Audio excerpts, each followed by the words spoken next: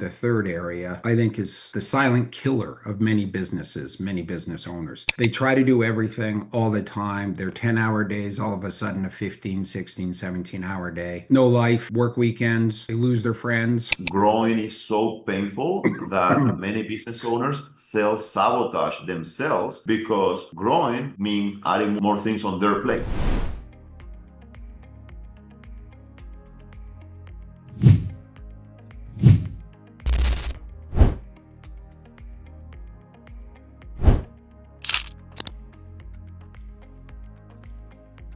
Thank you so much, Chuck, for being here. It's been a pleasure to have you here back. And I wanted to follow up on our previous conversation. On one of the topics you touched based on is the pricing benefits. How our type of model and service can help medium to small size business owners afford high labor costs in Canada and in North America, and how we can help them buy back their time and delegate tasks without breaking the bank and basically providing their opportunities for talent in Latin America. So I want to kind of pick your mind on that topic and understand your opinion and your thought process and why this was an important benefit to have in this relationship with Freelance Latin America. Yeah, fantastic, Randy. Thanks again for having me here. Of course, I always appreciate, sharing knowledge, right? It's something that I think a lot of business owners don't do enough of, is share their knowledge and help other business owners become better, more successful. So pleasure to be here, and thanks for having me. Yeah. So can you tell us more about what would you say is the importance of the pricing benefits of hiring in Latin America versus hiring in North America? As I'm building my business, so I'm in my fourth year, not quite 4.5. I'm just not quite through the second quarter fiscal year. And there's challenges. There will always be challenges as you grow your business, evolve your business. Challenges also evolve and change. So yeah, you should be nimble that way. And what I found that freelance has done for us is given us that flexibility to grow and scale, with the flexibility of having options, not only on talent, which I think your team brings amazing options to business owners to say, not just, let's say, accounting or not just, executive admin. There's such a wide range of things that you offer. So that alone is a huge benefit. But for the cost, I look at it as there's kind of three things I'm always looking at: is money, time, and then something a lot of owners don't quite understand or perhaps don't talk about: fatigue and energy. That's right. Yeah. So the money part, of course, is it's a value proposition, what freelance offers. And if I were to take, any role, hire somebody locally versus hire somebody remotely through your organization, there is a straight up dollar value savings there. Absolutely. And that's part of the value proposition that you bring to the table. But then as you go into the different layers of it, time is such a valuable commodity. And, everybody's heard that term before, but until you're a business owner, you don't truly realize the value of that statement. So from time, I look at it as it's not just my time, it's my team's time. And the time to hire somebody, again, which we did through your organization, to free up me and my time, to free up maybe some of the office admin, the different roles. But what it does is it allowed us to hire somebody, take some of those responsibilities off of me, and I'll use me as the example here. And what it did was, by hiring Dana, we went through that process of onboarding her, training her. She still is amazing because we still continue to employ her. And it allowed me as the owner to do the one thing, avoid the mistake I think so many business owners fall into, is working in the business, not on the business. So it allowed me my own bandwidth to go and do the priorities. And for me, I enjoy sales. I enjoy going out and building relationships and getting customers and closing the deal and see the numbers grow and look at, the success of the business that way. So that's the value of my time. It allowed me to focus on the company's priorities. So that's kind of the second piece. So there's the money, the value proposition, there's the time aspect. But the one area, fatigue, the third area, I think is the silent killer of many businesses, many business owners. They try to do everything all the time. Their 10-hour days, all of a sudden a 15, 16, 17-hour day. No life, work weekends, they lose their friends or they don't have as many friends. So fatigue is a very, very soft aspect, but it's such an important aspect that could be holding back business owners from actually growing their business. So after we hired Dana, it allowed me to do those things that I just explained, but it gave me the bandwidth also to step back and be a little more strategic with my thoughts. Rather than putting out fires every day, every hour, now I can truly have the brain capacity, the bandwidth, and not be fatigued to be very strategic with the growth of the business. So very long-winded answer for you here, Randy, but truly those are the things that I have been able to realize as a result of going through your company. Yeah, and I get it. And we see this every day. Sometimes growing is so painful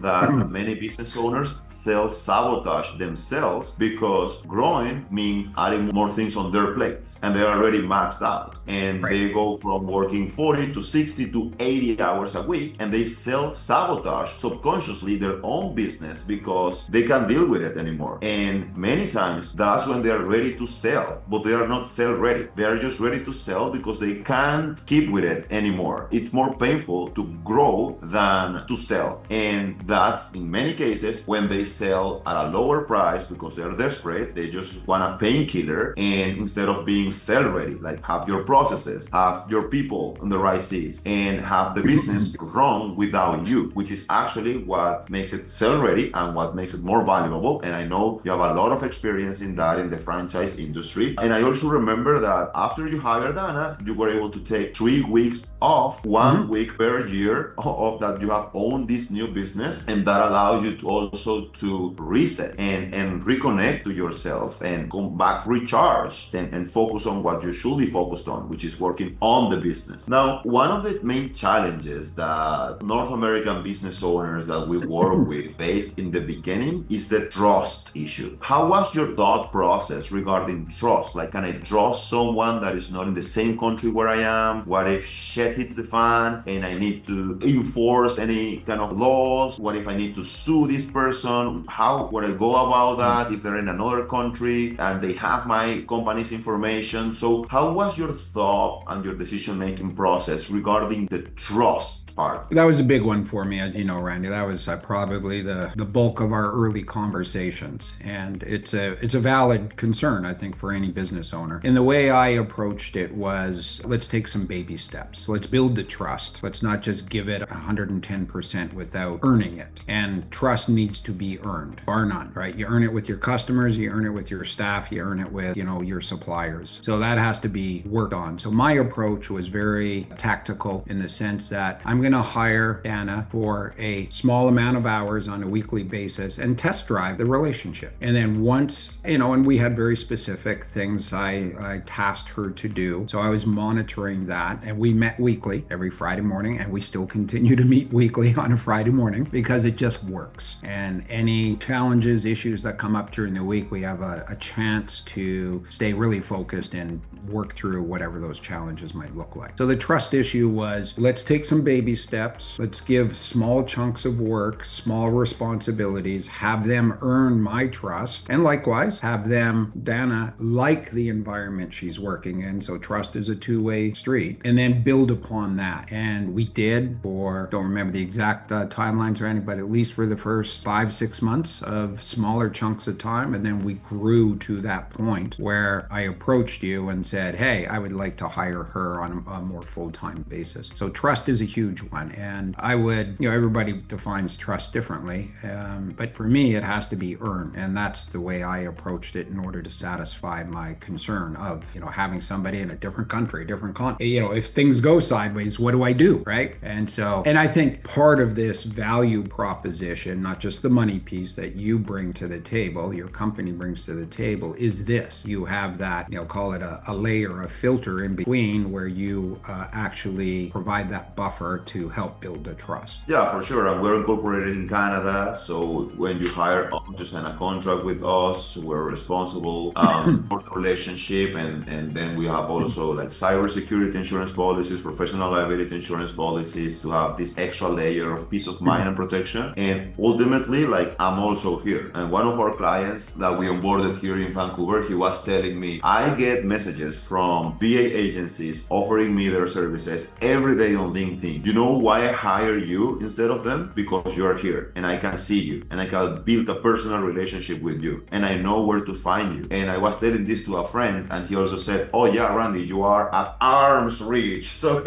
he can reach you. So, and it makes sense. Like for me, that was very kind of significant to learn because many of our clients come from the US and they go through our website. Our SEO is our main marketing channel. Many of our clients come through SEO. They contact the sales team. They get started with the recruitment process, then with the HR team, and then the onboarding process, and then they continue the relationship with my team who's running the day-to-day operations of the company, and they never meet me. They don't know who I am. They get kind of a welcome video that we send to all of our new clients. But other than that, a LinkedIn connection, but other than that, we don't build a personal relationship before the business relationship, which is what's happening here in Canada with all the business owners that I'm not working with, even though they give us a chance. I don't know if this is West Coast Canadian versus American way of doing business, but I see that in Canada, for example, in the West Coast, people prefer to build personal relationships with other people before doing business with them. At least that's been our experience in our specific industry. Yeah, I would absolutely agree, Randy. And honestly, for the same reason you mentioned earlier, the reason why I went with you versus, the option we had through our franchise company's head office was I can come and have coffee with you and I can talk to you about whatever my challenge might be, or, the next phase of our conversation, which is soon to happen, is, hey, I need more help. I need these roles to be filled. So that's, to me, I'd rather do that in person with you,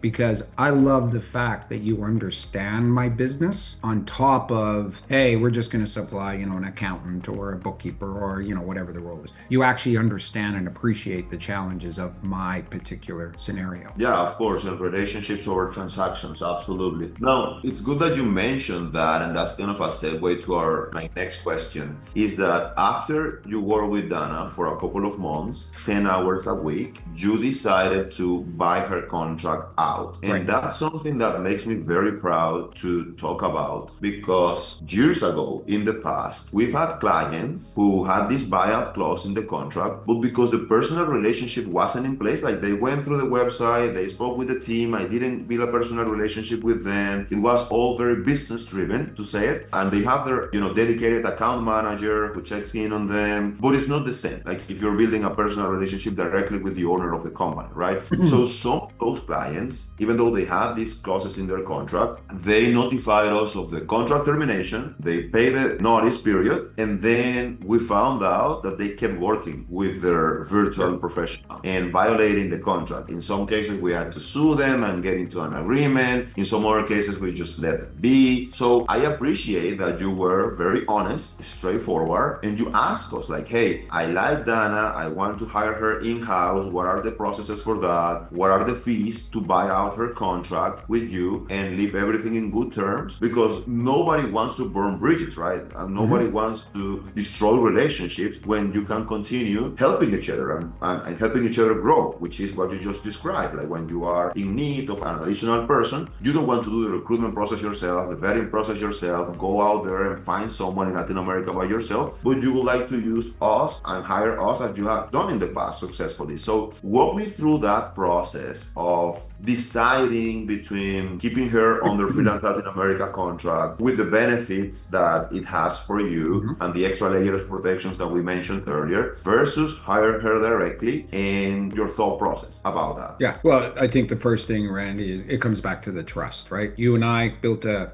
call it a business personal relationship. I can shake your hand, have a cup of coffee. There are people out there that don't care about that. They don't value that, and they will burn the bridge. That's the polar opposite of who I am. So, and frankly, though, my opinion, those are the people I want to work with too, that have that same kind of core value, and do away with the people that don't have those core values. So when I was looking at this, so again, Dana gave me bandwidth to be strategic with my business. So here I am sipping my morning coffee, thinking about how do I grow this business? What are my challenges, right? And one of the things that it came to me, the number one thing that why I am going to be the number one fit fitness repair business in Vancouver is because of the culture we're creating. So I look at culture and leadership as such a critical piece for building your team. So with Dana in particular, my thought process was, in order to build the right team, I wanted Dana to be fully integrated in with the rest of the team members, right? Could we do that in the original arrangement? Yes, but there would always be a couple of stumbling blocks, or maybe the hours were limited. I couldn't have her on demand, those kind of things. So for me, having somebody fully integrated to the team is how I will build a trust amongst ourselves and the team members, but be able to create and scale and grow the business, create the roles for those people. I look at our business as we are a service-based business, so we are not always on demand with our customers, but we're in a fast-paced environment responding to our customers' needs. And sometimes that interaction between the team members, just, hey, the customer called, they're upset about A, B, and C, what do we do? If you had only 10 hours a week or 20 hours a week, I couldn't get that same responsiveness. So for me, that was one of the critical pieces, is just the responsiveness, but more importantly, it's having Dana be part of the entire team. And if I could pat myself on the back a little here, my staff love working for us. And, I could call them up at 6, 7 o'clock at night and they'll pick up, right? So I don't like doing that all the time, right?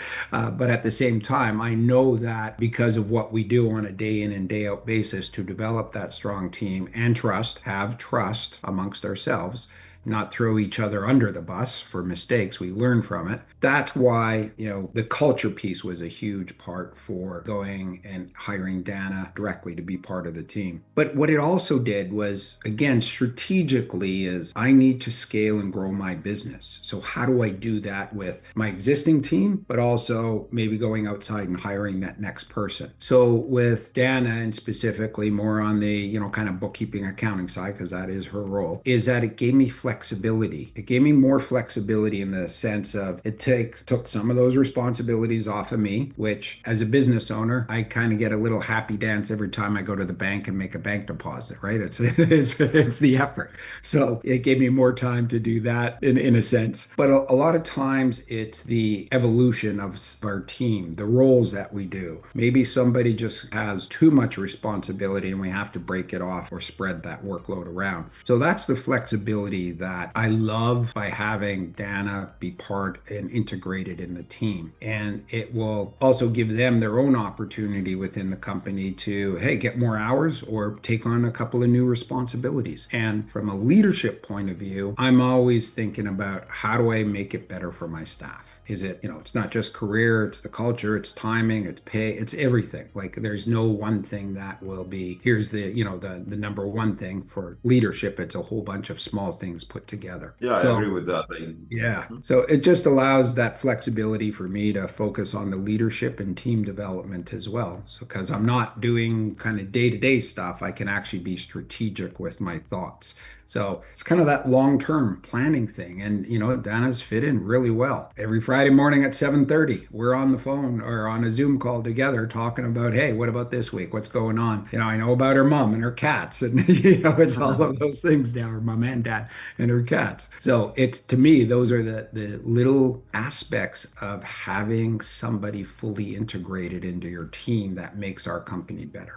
Yeah, I completely agree with that. Who can then build the business? And our job is to take care of our people, and they will take care of our customers, and customers will take care of our business, and profit will follow. My question is more related to kind of the balance of the benefits that you will get when you hire her through Freelance Latin America and when you hire her directly in-house, and the kind of the risks that you take on your own. Let me give you an example. We have 3 packages. We have our source package, which is we only recruit for you, we recruit that person, and then you manage the entire relationship. Then we have the supported package, where we recruit the person and we also provide IT support, which is we give them the work equipment so they don't use the personal laptops, and we provide payroll support. So you pay to our North American company and we take care of their payroll in whatever country in Latin America where they are at. And then we have the scale package, which is the all-inclusive, which is the one that you chose at the beginning. It's the all-inclusive. We take care of IT, work work equipment, payroll, HR management, check-in, follow-up, birthday celebrations, anniversary celebrations, continuous learning, workshops, and also you have a dedicated account manager making sure that your VA is hitting your KPIs, you have the cybersecurity insurance policy, you have like all the extra layers of peace of mind that we provide in the scale package. Some of our clients, they start 10 hours a week with the scale package, and then they upgrade to 40 hours a week, but they remain in the scale package because they tell me, hey, I don't want to figure out how to send money abroad. I don't want to deal with international tax forms. I don't want to even begin to understand how to send a work equipment to another country. And I don't even want to know what happens if they spill coffee on their keyboard, which is something that we've been through by accident, right? And they damage their computer and then they are down, and I lose uptime with my clients, and I don't want to figure out how to send them money for them to get a new equipment while they're down. I want you to take care of that. You have inventory in every country. You can give them the equipment immediately because you have already in stock, like in every country, and you take care of the payroll and you take care of the IT support because I don't want an internal IT support staff and I don't have an external IT service provider. So I like that you take care of that and I don't need to worry about that. Same with their birthdays. So they're having birthday. I don't want to even think how to send a birthday cake to their city where they are at. I like that you have that figured out and that's included in the pricing. Like you don't have to pay anything extra for any of these benefits. So they just prefer the peace of mind and they just don't want to deal with that. And at the same time, because it's a direct relationship, they are providing services directly to our clients. So they are engaging in their Zoom conversations. They have their own KPIs with our clients. They are integrating into their culture. We even ask them like, hey, would you like to leave a birthday message in their birthday card? And we will handwrite that message for you on your behalf, and they will get that on your behalf. Same with all the bonuses or birthday gifts or Christmas bonuses, whatever our clients want to send our VAs, we deliver that 100% to them. We don't take one single dollar out of that because our margin is already covered in what we charge for the scale package on a monthly basis. So most of our clients, they just prefer that. They prefer the peace of mind. They just don't want to deal with it. They see that this service is cost effective already. So why they are going to try to save a couple of $100 a month when they just, they don't have that burden, that bandwidth out of their mind of having to deal with these issues. But I'm very interested to learn how was your thought process in this specific case with you, because you were very transparent and you follow the contract and you pay the buyout fee. So financially, that made sense for us. It's like if you're into sports, like one sport team buying a player from another sports team when their contract isn't over yet, and there's a buyout clause, and you respected that and you follow it. And I admire you for doing so. And that's why we're sitting here in this conversation, like no regrets, no remorse, no bad feelings. We have this great relationship still. But I want to understand kind of what was your thought process between they're offering me all these benefits for my peace of mind and this extra layer of protection versus now I have to deal with this, and I want to learn like how have you dealt with that, like with payroll, with taxes, international payments, IT equipment, birthday celebrations, CAF birthday celebrations, anniversary celebrations, like all the HR stuff that we also help our clients with, so they don't have to add that to their plates. I want to understand kind of your experience. I think you nailed it already in your description there. It's peace of mind. And some clients I'm sure you deal with, they want the peace of mind and they'll take the highest tier package for that reason, such as the way I approached it. And that's just a choice, right? Business decisions are made for various reasons. For me, Randy, it was building the trust with you and your company first. So I took the highest package. Because of that, I wanted to test drive not only you, but the staff, make sure that this is the company I want to continue to do business with. So that's it. The first thing is really peace of mind and building the trust. And then when it got to a point where, we were looking at buying out Dana's contract, I went back. I think I even emailed you and said, hey, out of curiosity, is there a buyout clause? Somewhere on my desktop is the original email that of course is buried in somewhere. But, I approached it with that idea of I wanted to make sure that there was transparency there and could I deal with all of those other HR things. So for me, sending money international was not a big thing because I already do that through different suppliers to the States. I've got a third party, highly secured payment transfer system, a company out of Toronto that does really good work for us. And so that was not an issue for me. I know it is for a lot of people, Well, like, what do I do? E-transfer some dollars to somebody's bank account in another country? Like, what? So for me, there was that layer of certainty through this third-party financial company. And I still use them to this day. So that part was not a big thing. The HR part, the birthday cakes and that, of course, I can't send a birthday cake and that. I do typically give our staff, hey, it's your birthday. Go have fun. Like, take a day off. Right.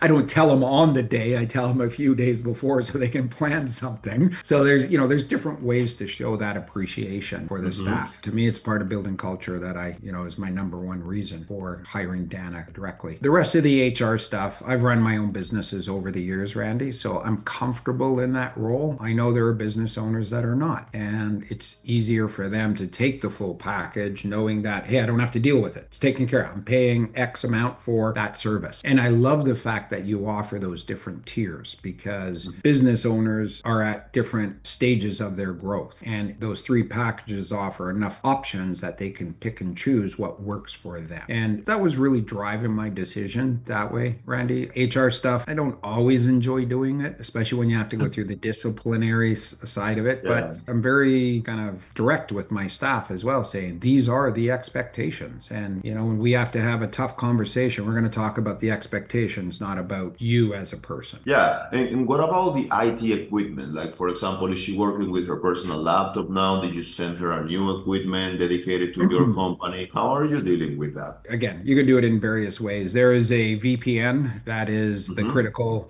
firewall, for lack of better description. That is the critical piece for it. So having that VPN in place. Dana, in her case, does use, call it her personal computer, but it's a business only for our company. She's got one computer for business, a computer for personal stuff. Awesome. So they don't mix. Yeah. And that was criteria. It's like, hey, you are not using your personal computer.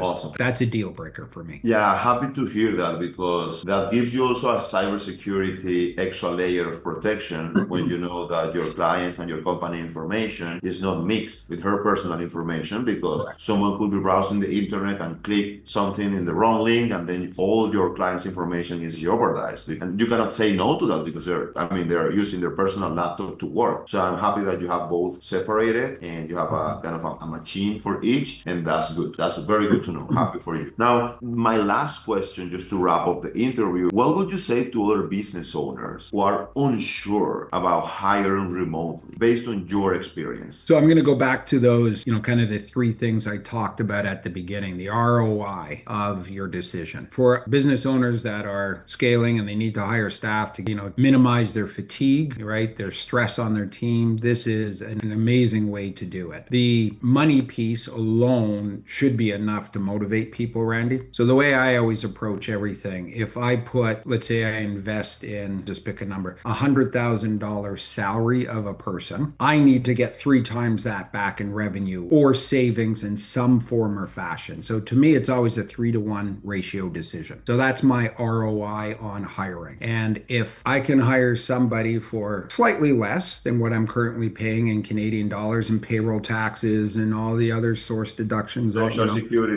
then okay, that's part of the savings. But then again, if they take responsibilities off of me, that allows me to go drive revenue in my case. So can I get that 3-to-1 savings? In Dana's case, absolutely, and then some. So for me, and my recommendation to business owners is go down this path because there are initial savings in labor costs, but that value of allowing you to be strategic in your own business is massive. How do you politely say it? Don't be dumb. Don't be stupid.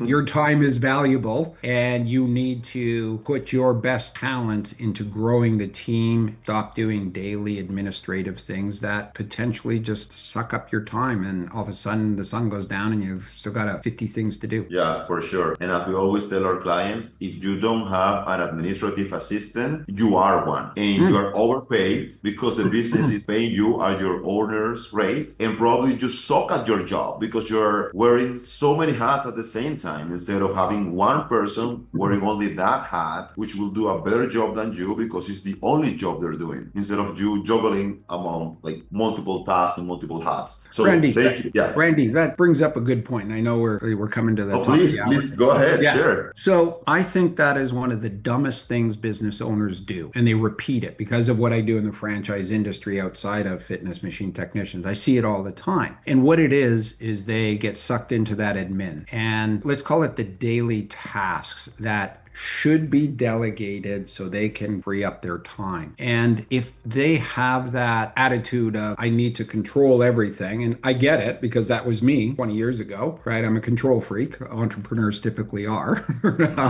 They like to control all the decisions. But at some point, you have to develop a team to do that. And one of the goals this year for us on a strategic level is we're moving away from, let's call it multiple staff doing multiple tasks to more specialization of tasks. So one person will do a certain number of responsibilities. The next person will take on those other responsibilities. So we're specializing in those tasks for that very reason that you just described. We need to, in order to get to our next level, so I can retire.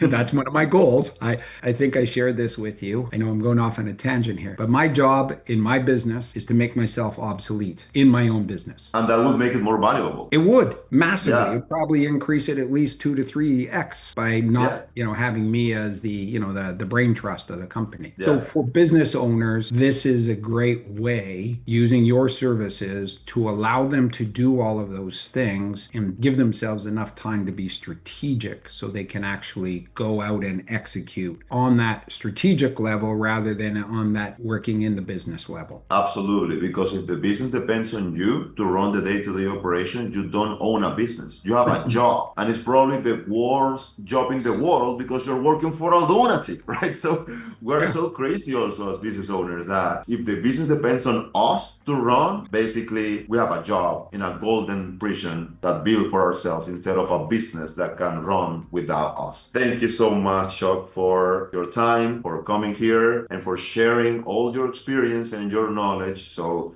many other business owners can be inspired with your experience and your story and also take action to improve their own businesses and lives too. I agree, Randy, and you're welcome first and foremost. I love that you and I could sit down and have, coffee sessions like this, meet in person as well. That, as we said, that's a big part of building the trust. Pleasure. Thank you. And I love the way you're scaling and growing your own business. I admire it from arm's length, how you are approaching this. Thank you so much. Until the next time.